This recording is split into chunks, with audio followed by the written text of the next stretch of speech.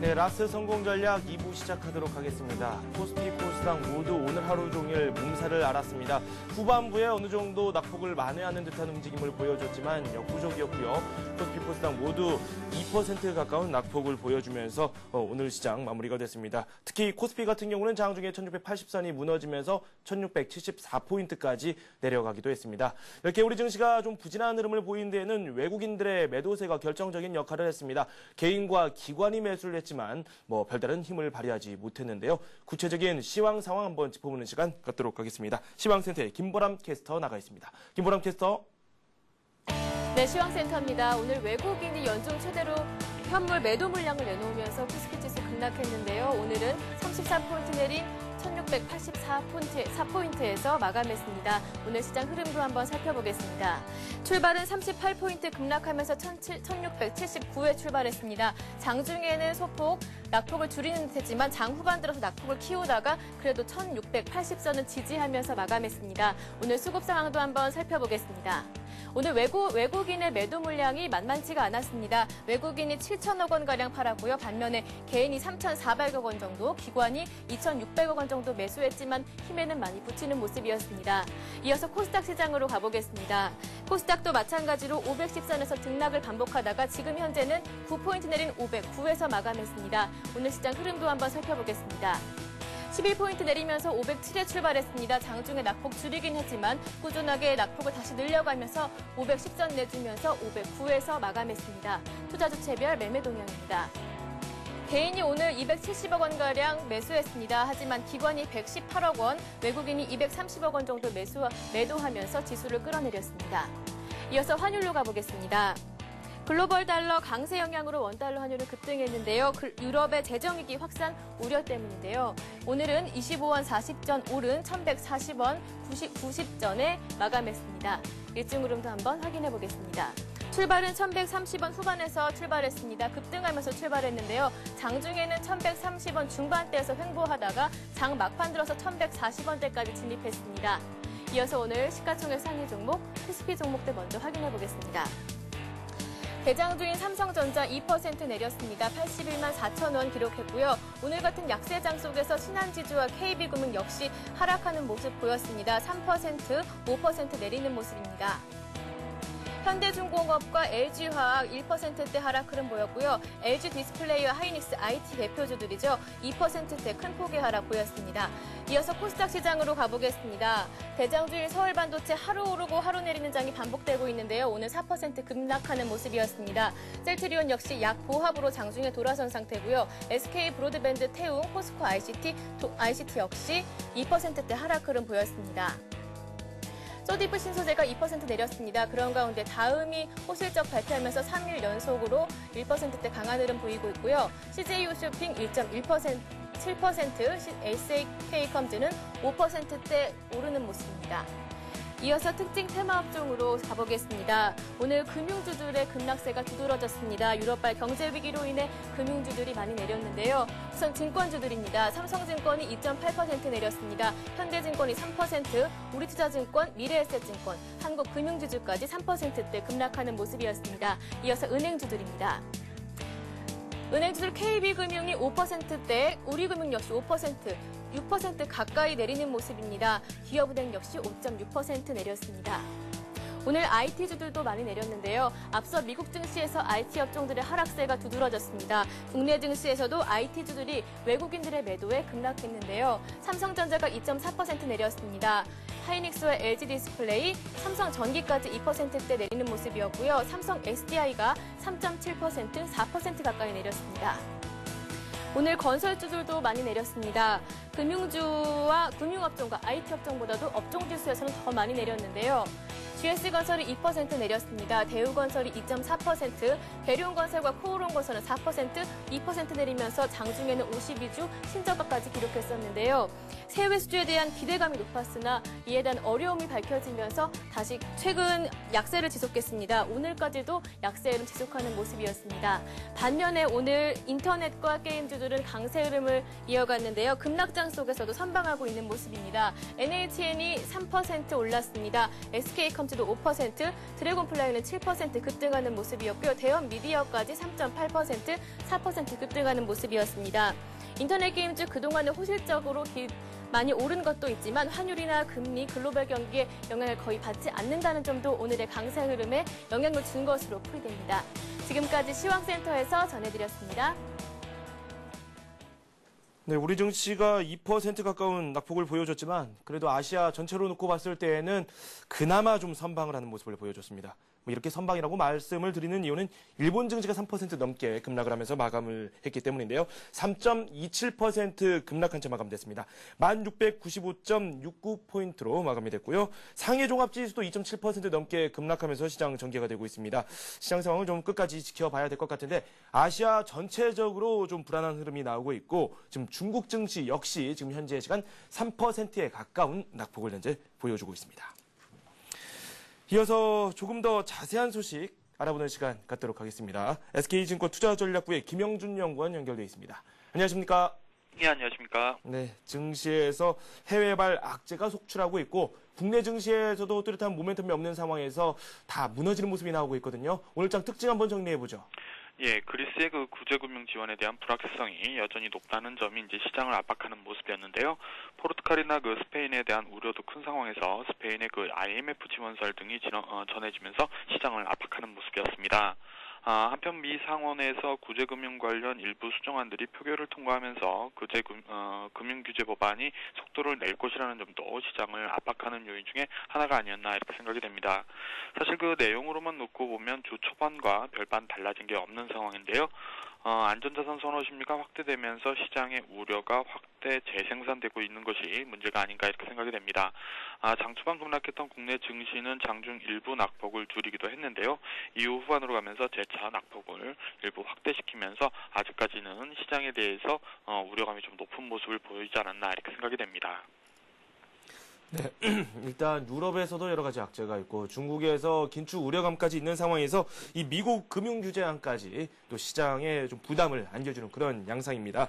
그렇다면 오늘 밤에 여러 가지 살펴봐야 될 그런 변수들이 또 있습니다. 해외에서 또 어떤 소식들이 우리를 기다리고 있나요? 예, 일단 그 그리스의 금융규제 지원과 관련해서 주 후반 이에 대한 그 부분이 완만하게 합의되는지 여부를 좀 확인해 볼 필요가 있다라고 이렇게 생각이 됩니다. 금일에는 그 재정 긴축과 관련해서 그리스 의회에 표결이 예정이 되어 있고요. 7일에는 그 지원안에 대한 그 독일 등의 표결이 예정되어 있는 상황입니다. 그리스 지원에 대한 유로존의 합의가 구체화된다면 일단 그 막연한 공포에서 시장은 좀 일단 벗어날 것으로 생각이 됩니다. 다만 그 남부 유럽의 불확실성에 대해 투자자들의 투자 심리가 회복되는 데는 상당한 좀 시간이 필요할 수밖에 없고요. 다음 주 또 중국의 그 주요 지표를 앞두고 긴축 우려가 재차 부각될 수 있다는 점이나 그 금융 규제안이 속도를 내고 있어서 불확실성에 그 민감한 시장은 당분간 좀 더 이어질 수 있다라고 이렇게 생각이 됩니다. 결국 아직은 정책 관련 불확실성이 높은 단계이고 이것이 시장에 반영되는 단계가 아닌가 그렇게 생각이 됩니다. 일단 앞에서도 말씀드렸듯이 일단 시장은 그리스나 그 남부 유럽의 뉴스에 좀 더 초점을 맞춰서 접근하는 것이 필요하지 않나 이렇게 생각이 됩니다. 네, 실질적으로 오늘 증시에 대해서 이야기를 하자면 미국에서 나왔던 여러 가지 경제 지표 이야기를 좀 빼놓고 이야기를 안 할래야 안 할 수가 없습니다. 민간 부문 고용도 좀 개선이 됐고 서비스업 지수도 확장세를 이어갔지만 그럼에도 불구하고 뚜렷한 모멘텀이 없다라는 평가를 받을 정도로 시장이 좀 무기력한 모습을 보여줬는데 경제 지표가 이렇게 좋게 나옴에도 불구하고 증시는 나아가지 못하고 있는 상황. 이 상황을 어떻게 해석하는 게 좋을까요? 일단 지난주 초에 사실 그 ISM 제조업 지수뿐만이 아니라 이번 주 초죠. ISM 제조업 지수뿐만이 아니라 그제 ISM 서비스업 지수도 굉장히 좋게 나오는 모습을 보였었습니다. 일단 그 주말에 고용 지표가 발표를 앞두고 있지만 사실 이에 대한 지표도 그렇게 나쁘게는 나오지 않을 가능성이 높지 않나 이렇게 생각이 됩니다. 결국 어떻게 보면은 경제 펀더멘털 측면을 보면은 여전히 굉장히 결실한 모습을 보이고 있고 실질적으로 시장에서 개인적으로 판단하기에는 더할 나위 없이 좋은 시장이 계속적으로 지속되고 있는 것이 아닌가 이렇게 생각이 됩니다. 문제는 이러한 경제 회복 과정이 오히려 정책 관련 불확실성을 확대시키면서 실제 지표 호전이 시장에 반영되는 것이 둔감한 모습을 보이는 것이 아닌가 이렇게 생각이 됩니다. 예를 들어서 그리스 문제나 이러한 부분들은 결국은 재정 적자, 그러니까 재정 지출이 과도한 문제에 대한 일종의 그 보수 작업이라고 볼 수 있고요. 금융 규제안 동안 금융 규제안 또한 그 일종의 그 정책적, 그러니까 레버리지 투자를 규제하기 위한 제도적인 접근이라고 볼 수 있고요. 한 발 더 나아가서 다음 주 이제 중국의 주요 경제 지표들이 발표가 예정인데, 이러한 것과 관련해서 이제 긴축과 관련한 이슈들이 좀 더 나올 수 있다고 생각이 되는데요. 결국 그러한 부분도 보면은 결국 근본적으로는 경제 지표가 굉장히 좋기 때문에 나오는 정책적인 이슈라고 봅니다. 결국 시장에서 어느 정도 경기가 회복되고 있다라는 모멘텀이 상당 부분 반영이 되었고요. 이제는 그러한 부분들이 정책적인 리스크를 키우는 요인으로 되어 있기 때문에 시장에 미치는 영향이 극히 제한적인 것이 아닌가라고 이렇게 생각이 됩니다. 시장을 좀 더 짧게 본다고 했을 때는 역시 그 모멘텀이 둔화되는 부분에 초점을 맞춰야 되겠지만요. 좀 더 시장을 넓게 봤을 때는 경제 펀더멘털적인 측면은 여전히 견실하다는 면을 다시 한번 좀 확인하고 넘어가는 것이 필요하지 않나 이렇게 생각이 됩니다. 그래도 가장 중요한 건 현실을 한번 지켜봐야 되겠죠. 지금 현재 상황에서는 주식 비중을 어떻게 해야 될지 그에 대한 고민도 상당히 많고요. 향후 전망에 대해서도 단기적으로는 점치기 상당히 어려운 상황입니다. 투자 전략 어떻게 꾸려나가는 게 좋을까요? 일단은 앞에서도 말씀드렸듯이 이제 정책 불확실성이 지속적으로 이제 커지는 단계라고 말씀을 드렸는데요. 사실 어제까지만 해도 본다 그러면 그리스 문제라든지 아니면 금융 규제안 관련해서 특별하게 더 나아가는 이슈들이 나온 것은 아닙니다. 사실은 어떻게 보면 해결 국면으로 일부분이겠지만 그러한 부분들이 넘어갈 수 있는 부분이기 때문에 그렇게 과도한 우려로 보기에는 좀 미르다고 생각이 되는데요. 다만 다음 주에 앞에서도 말씀드렸지만 중국 주요 경제 지표 발표와 함께 중국 긴축 우려가 재차 부각될 수 있다라고 생각이 되는데요. 그 부분까지 감안하면 아직은 정책 불확실성이 높아지는 단계로 보는 것이 필요하지 않나 이렇게 생각이 됩니다. 결국 아직까지는 현금 비중을 일정 부분 유지하면서 좀 더 그 매수 관점의 접근은 한 템포씩 늦춰나가는 접근이 필요할 거라고 생각을 하고요. 다만 오늘처럼 그렇게 시장이 과도하게 공포 국면으로 접어든다고 했을 때는 단기적인 관점에서 좀 접근하는 것이 필요하지 않나라고 생각이 됩니다. 그리고 시장에서 접근할 때 한 가지 좀 더 말씀을 드리고 싶은 것은 일단 시장의 유동성이 굉장히 풍부한 상황이고요. 그러한 상황이 불확실성 확대에 의해서 크게 효과를 발휘하지 못하고 있지만 불확실성이 일부만이라도 완화가 된다고 했을 때는 바로 통신이라든지 전기, 가스라든지 이런 가치주 쪽에 관심이 집중될 가능성이 높다라고 생각이 됩니다. 그러한 측면을 고려하면서 접근하는 것도 필요하지 않나 이렇게 생각이 됩니다. 네, 살짝 이 관심 업종에 대해서도 말씀을 해주신 것 같습니다. 통신이라든지 전기가스 쪽으로도 매수 관점을 한번 가져보는 것도 괜찮다라는 경우를 말씀을 해주셨습니다. 오늘장 특징 중에서 이 부분도 한번 살펴보는 게 좋을 것 같습니다. 환율인데요. 환율이 많이 올랐습니다. 20원 80전 가까이 오른 것으로 확인이 되고 있는데 연중 최고치가 아닌가라는 생각이 듭니다. 어떻게 보고 계십니까? 일단 환율에 대한 부분은 결국 외국인 순매수와 밀접한 연관을 가지고 있다고 생각이 됩니다. 특히 이제 소버린 리스크가 확대가 되면서 최근에 나타나는 현상 중에 하나는 이머징 국제 가상금리가 굉장히 빠르게 이틀 동안 급등을 하는 모습을 보였다는 점입니다. 일단 글로벌 시장 전체의 유동성이 굉장히 풍부한 상황은 맞지만 안전자산 쪽으로 자금들이 일부 쏠려 나가는 모습들이 보이면서 위험자산, 특히 이제 한국 같은 경우도 어떻게 보면은 이머징 시장에 아직까지는 속해 있는 상황이죠. 그러한 쪽, 그러니까 위험자산에 대한 자금 유입이 일시 좀 정지되면서 나타나는 현상들이 아닌가라고 보고 있고요. 일단 상승폭이 이렇게 크게까지 나타날 정도의 이슈라고 보기는 좀 어려운 것 같은데요. 최근에 워낙 강세가 나타났었기 때문에 그러한 부분들이 이제 일정 부분 반영이 되면서 나타나는 상승폭이 아닌가라고 생각이 됩니다. 일단 원화 강세 추이가 시장에서 바뀌었다라고 얘기하기는 이른 것 같고요. 일단은 원화 강세에 대한 일종의 좀 조정 국면이다라고 보시는 것이 맞지 않나 이렇게 생각이 됩니다. 네, 알겠습니다. 지금까지 SK증권 투자전략부의 김영준 연구원과 함께했습니다. 도움 말씀 고맙습니다. 예, 감사합니다. 네, 잠시 후 뉴스가 이어집니다.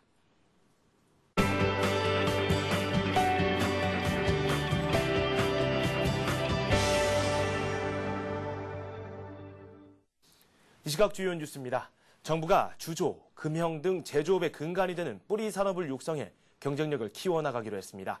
지식경제부는 오늘 2013년까지 현재 연간 28조 원 수준인 뿌리 산업의 생산 규모를 45조 원까지 늘리고 기술혁신 기업 1,500개를 육성하겠다고 밝혔습니다. 정부는 우선 기존 뿌리 산업의 집적지인 안산 시화공단과 인천 남동공단에 아파트형 공장을 설립해 산업 환경을 개선하기로 했습니다. 아울러 노령화된 뿌리 산업에 젊은 인력을 공급하기 위해 분야별 전문 아카데미를 만들어 기술 인력을 양성할 계획입니다. 특히 2012년 폐지 예정인 산업기능요원 제도를 한시적으로 연장하는 방안을 검토해 중소 뿌리 기업의 인력난을 덜어주기로 했습니다.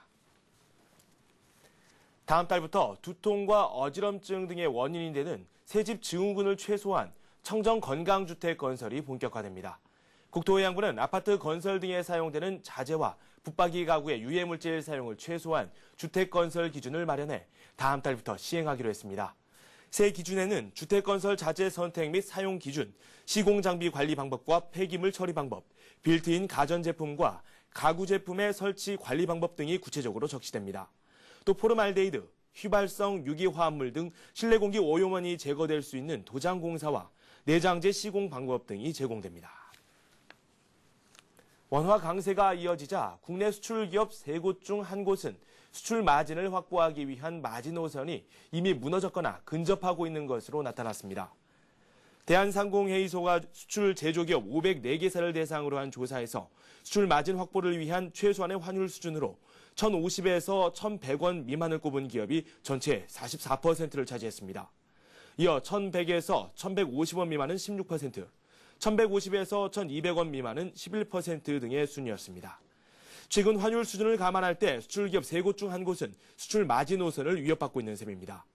또한 환율 하락에 대한 대처 방안에 대해서는 수출기업 75%가 없다고 답해 환율 하락세가 이어질 경우 하반기 국내 수출기업 대부분이 경영난에 빠질 것으로 우려됩니다.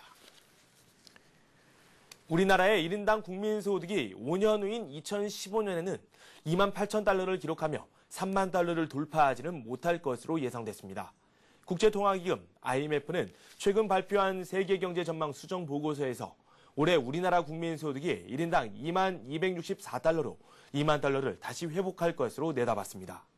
하지만 내년부터는 성장세가 둔화되면서 국민소득이 2012년 2만 3,000달러, 2015년에는 2만 8,000달러에 머물 것으로 전망했습니다. 우리나라는 또 2015년까지 2.9%에서 3%가량의 물가 상승률을 기록하며 선진국 가운데 최고 수준의 물가 상승률을 기록할 것으로 예상됐습니다. 증권금융 뉴스입니다. 삼성증권이 금괴 매매를 대행하는 골드바 매매 서비스를 실시합니다. 은행권에서는 일부 PB센터를 중심으로 골드바 매매를 서비스하고 있지만 증권업계에서는 삼성증권이 처음입니다. 삼성증권이 중개 매매하는 골드바는 에르스 니코동 제련에서 제작하는 순도 99.99%의 1kg짜리 금괴입니다. 한화증권이 종합소득세 무료 신고 대행 세무 서비스를 실시합니다. 서비스 이용 희망자는 오는 14일까지 가까운 하나증권 영업점에 신청하면 20일까지 종합소득세 관련 신고서와 납부서를 무료로 받아볼 수 있습니다. 고객은 이를 확인한 뒤 31일까지 해당 금액을 은행이나 우체국에 납부하면 됩니다.